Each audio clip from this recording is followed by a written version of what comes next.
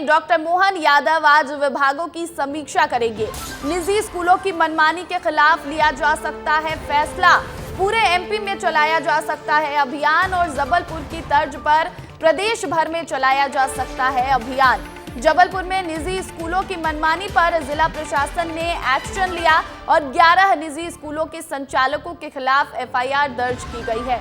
तो ये बड़ी खबर आपको बता दें, जहां पर मंत्रालय में सीएम डॉक्टर मोहन यादव आज विभागों की समीक्षा करेंगे, बैठक करेंगे और आपको बताएं कि इस दौरान निजी स्कूलों की मनमानी के खिलाफ फैसला लिया जा सकता है, क्योंकि पूरे मध्य प्रदेश में जबलपुर के तर्ज पर अभियान चलाने की तैयारी हो रही है।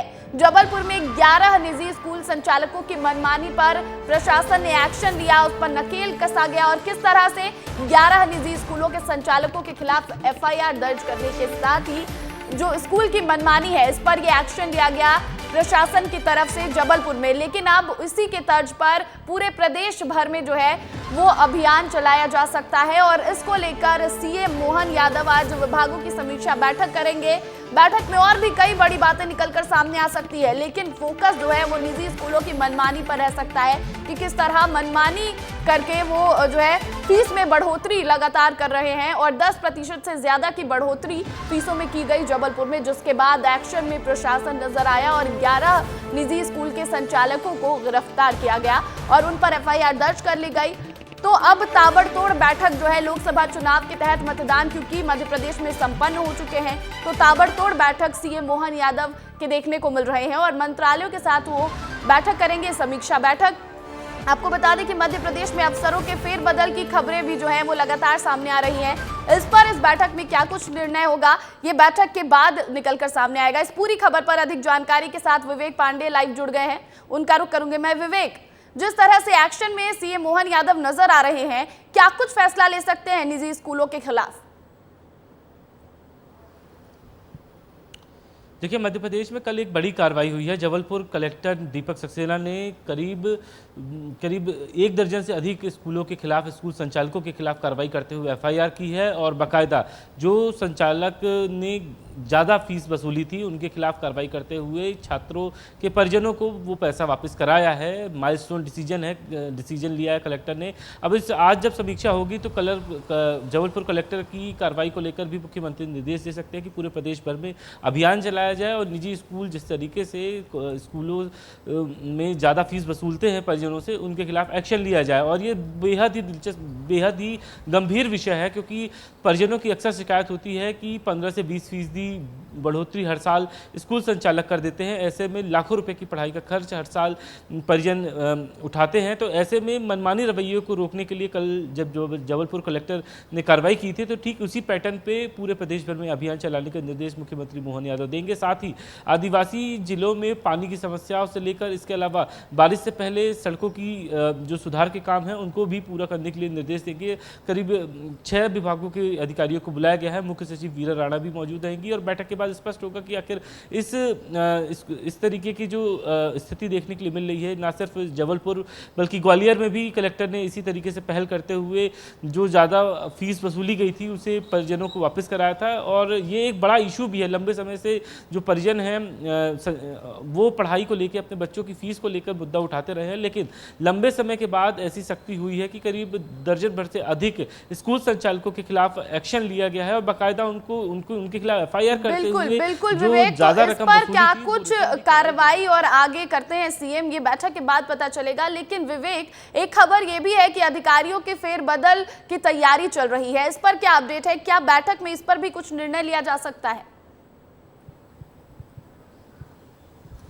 बिल्कुल, 22 मई से लेकर 3 जून तक ये बैठकों का सिलसिला चलेगा और मोहन यादव जब भी मध्य प्रदेश में रहते हैं बिना किसी चुनावी दौरे के तो समीक्षा जरूर करते हैं। और आज भी मंत्रालय में 11:30 बजे से 6 विभागों की समीक्षा की जाएगी। अभी तक करीब 11 विभागों की समीक्षा मुख्यमंत्री कर चुके हैं, जिसमें गृह, वित्त और कई अन्य विभाग भी शामिल थे। तो ये माना जा रहा है कि समीक्षा बैठक के बाद जैसे ही परिणाम आएंगे, परिणाम के 7 से 8 जून के बाद तबादलों का सिलसिला जारी होगा और उससे पहले जो ट्रांसफर्स पर बैन लगा था उसे रिवोक कर दिया जाएगा, यानी कि हटा लिया जाएगा, और उसके बाद जो तमाम सारे फेरबदल होंगे प्रशासनिक तौर पे वो दिखाई भी देंगे। और सबसे पहले ही जो सर्जरी होगी वो जिला स्तर पे कलेक्टर और लॉ एंड ऑर्डर के हिसाब से जो एसपी है उनको हटाया जा सकता है, क्योंकि कई जिलों में गंभीर घटनाएं देखने के लिए मिली हैं। सीधी का मामला अभी थमा ही नहीं था कि सागर और गुना में तो एक क्या नया कुछ इस बैठक में निकलकर सामने आएगा, ये देखने वाली बात होगी, और क्या कुछ फैसला यहाँ पर सीएम की तरफ से लिया जाता है, इस पर भी हमारी नजर बनी रहेगी। फिलहाल बहुत बहुत शुक्रिया विवेक तमाम जानकारी के लिए।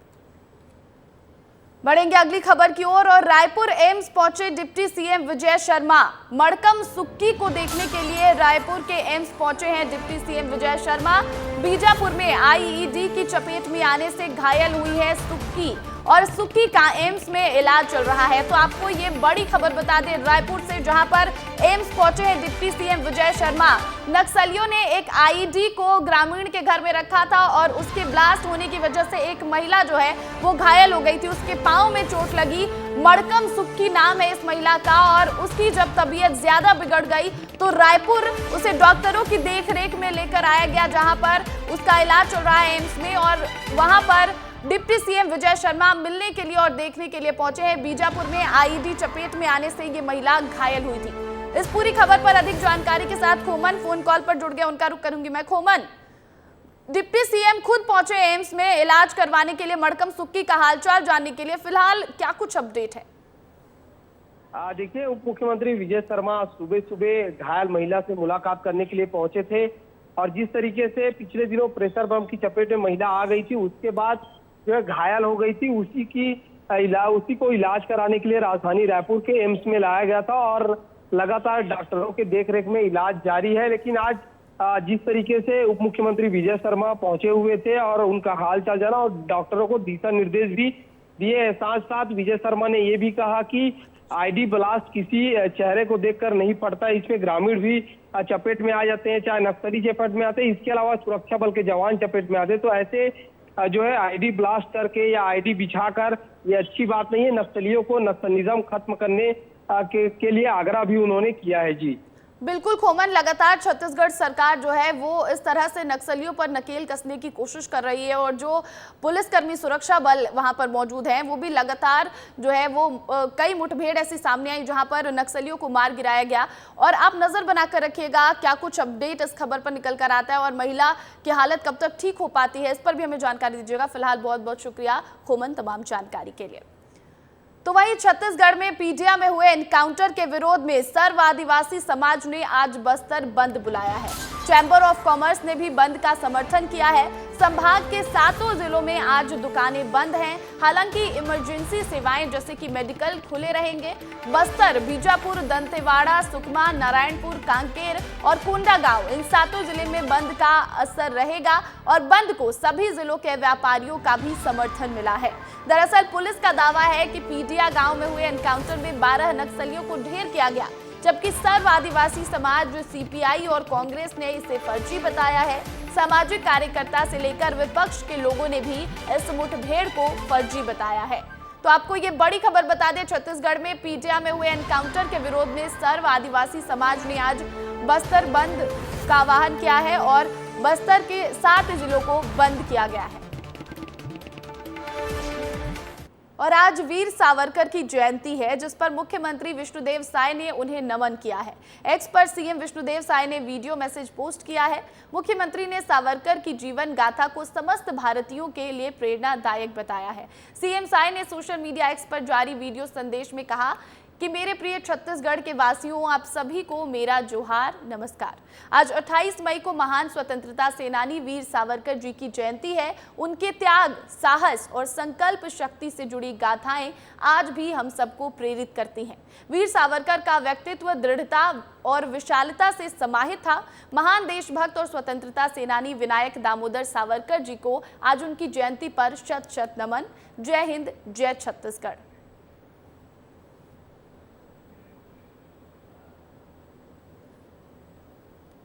मेरे प्रिय छत्तीसगढ़ के वासियों, आप सभी को मेरा जोहार, नमस्कार। आज 28 मई को महान स्वतंत्रता सेनानी वीर सावरकर जी की जयंती है।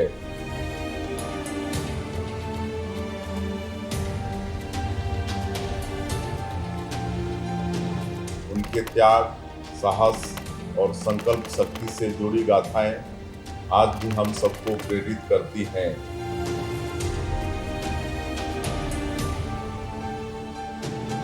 वीर सावरकर का व्यक्तित्व दृढ़ता और विशालता से समाहित था। महान देशभक्त और स्वतंत्रता सेनानी विनायक दामोदर सावरकर जी को आज उनकी जयंती पर सत सत नमन। जय हिंद, जय छत्तीसगढ़।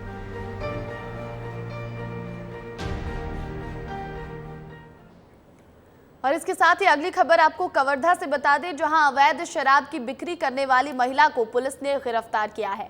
45 पौवा देसी प्लेन मदिरा के साथ महिला को पंजरिया थाना पुलिस ने गिरफ्तार किया।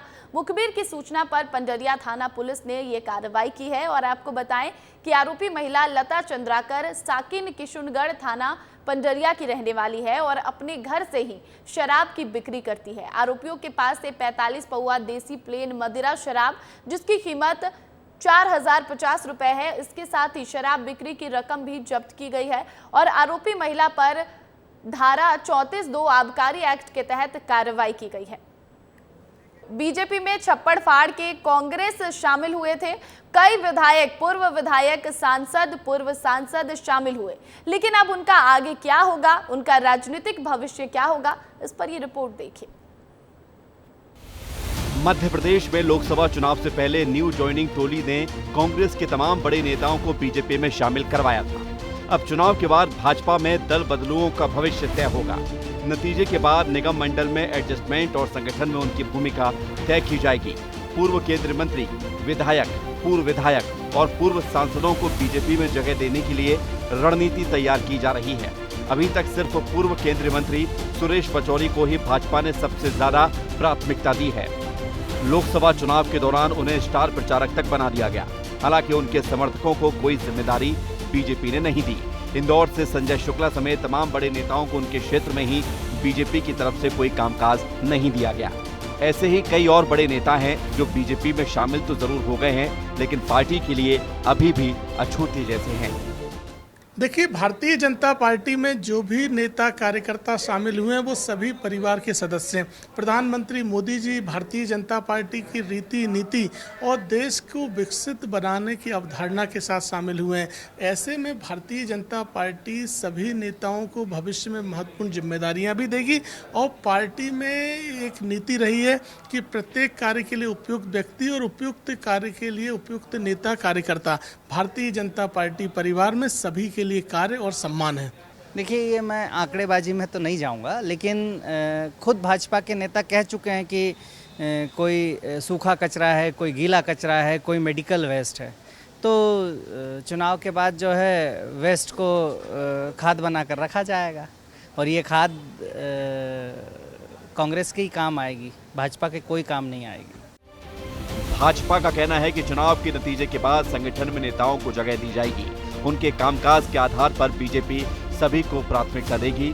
उधर कांग्रेस का कहना है कि कांग्रेस से गए बीजेपी में नेता खाद की तरह है, बाद में वही खाद कांग्रेस के काम आएगी। चुनाव नतीजे के बाद ये भी देखा जाएगा कि बीजेपी में मौजूद कार्यकर्ता कितने ताकतवर साबित हुए हैं। वहीं कांग्रेस से बीजेपी में नेताओं की आखिर क्या भूमिका हो सकती है, इस पर जरूर फैसला होगा। लेकिन सवाल इस बात का है कि कहीं बीजेपी के मूल कार्यकर्ताओं पर कांग्रेस से आए हुए नेता हावी न पड़ जाएं। ऐसे में बीजेपी को जरूर आपसी तालमेल बनाने के लिए मशक्कत करनी पड़ सकती है। ब्यूरो रिपोर्ट, विस्तार न्यूज। तो वहीं मध्य प्रदेश में हुए नर्सिंग घोटाले के चिराग से एक और जिन्न निकला है। सीबीआई ने अब इंदौर के 5 कॉलेज पर शिकंजा कस लिया है और इन सभी कॉलेज को सील कर दिया गया है। लेकिन नर्सिंग घोटाले की पूरी कहानी क्या है, इस रिपोर्ट से समझिए।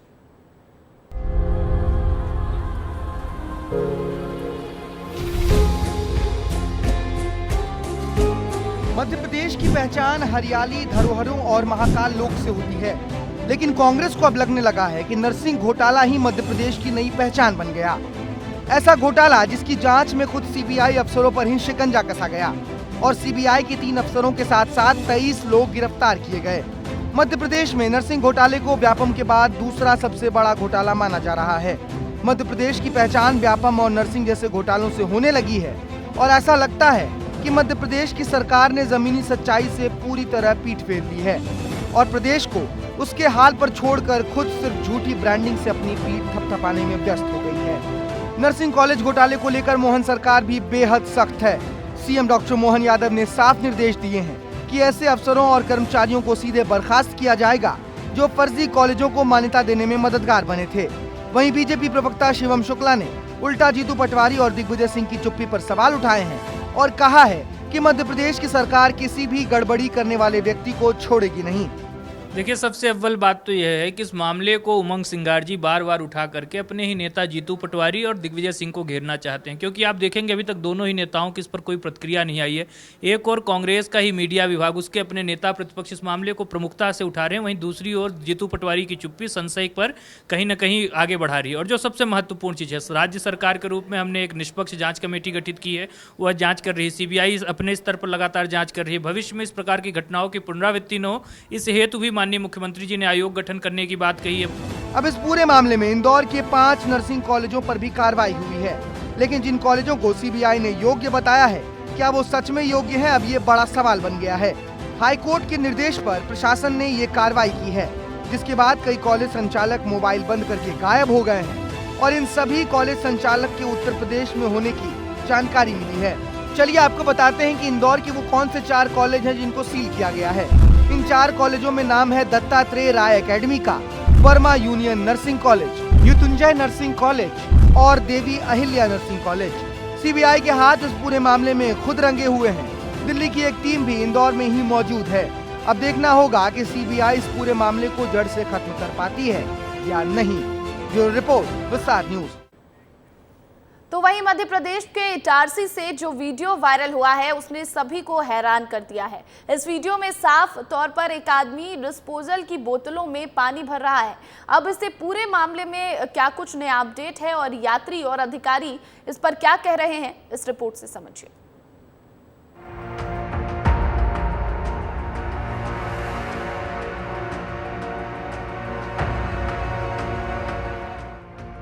मध्य प्रदेश के इटारसी जंक्शन का ये वीडियो तो आप सभी ने देखा होगा, जहां डिस्पोजल में भरकर लोगों को पानी दिया जा रहा था। इटारसी में लोगों की जान के साथ हो रहा ये खिलवाड़ आपको भी परेशान कर देगा। वेंडर पैसे बचाने के चक्कर में यात्रियों की जान से खिलवाड़ कर रहे हैं। जो डिस्पोजल यूज के बाद डस्टबिन में फेंका जाना चाहिए था, उसे पानी से धोकर दोबारा उपयोग किया जा रहा है।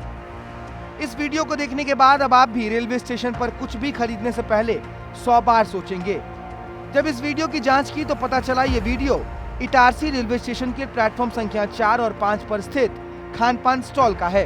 यह वीडियो रविवार की रात 8:30 बजे के करीब किसी यात्री ने बनाया था, जिसके बाद से इटारसी जंक्शन पर यात्रियों के स्वास्थ्य के साथ हो रहे इस खिलवाड़ को सभी ने देख लिया।